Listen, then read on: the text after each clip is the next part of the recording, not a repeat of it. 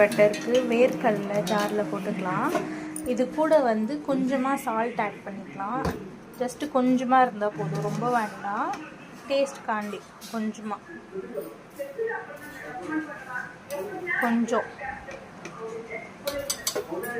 கொஞ்சம் சால்ட் போட்டு ஒரு ஸ்பூன் அளவுக்கு ஆயில் யூஸ் பண்ணிக்கலாம். ரீஃபைண்ட் ஆயில் இருந்தால் ஓகே, இல்லை வெஜிடபிள் ஆயில் எது இருந்தாலும் ஓகே.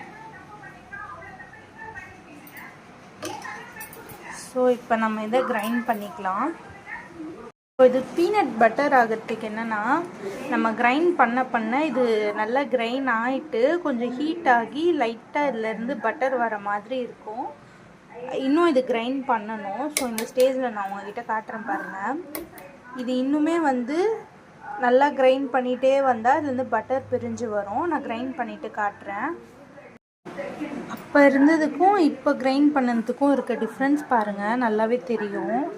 லைட்டாக சைடில் பட்டர் மாதிரி வந்திருக்கும் பாருங்கள், கொஞ்சம் ஆயிலியாக இருக்க மாதிரி தெரியுதுங்களா? ஸோ இது வந்து கரெக்டான கன்சிஸ்டன்சி.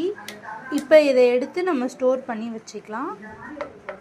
இது ஒரு 3 to 4 days வரைக்கும் நல்லாயிருக்கும், நம்ம யூஸ் பண்ணிக்கலாம்.